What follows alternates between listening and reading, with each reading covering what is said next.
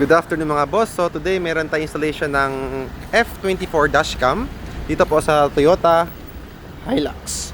So mga boss, dito sa likod lalagay ng sticker, tapos na pala tag. Tapos mga boss, dito pala yung reverse camera niya sa likod.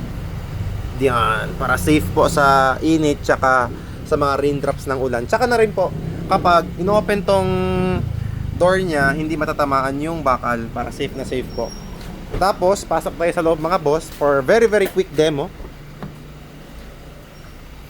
Yan, brand new na brand new. So yan, meron pa siyang sticker. Wait na lang natin si boss sila tumanggal niyan. So, very satisfying yan. Tapos mga boss, ito yung front cam niya. So pwede niyo i-adjust yan, up and down. Tapos swipe right. Ito sa rear, pwede rin i-adjust yan mga boss ha. Tapos isa pang swipe. Ito dual mode. Yan, dual mode ganyan. Tapos mga boss, let's say reverse tayo, automatic trigger siya mga boss. Yan, tapos adjust natin to. Ganyan. So ang dami pa siyang mga features mga boss. Madami siyang features like ito, meron siyang smart driving, few sensors, ADAS, BSD, LCA. Meron kaming explanation ng mga boss sa ibang videos namin. Tapos ito, meron siyang parking monitoring. On natin yun, hanapin natin. Parking guard pala mga boss. Same lang siya mga boss. Ito mga boss, let's say nagpark po kayo ng sasakyan tapos walang tao yung kotse nyo. Let's say nag-mall kayo.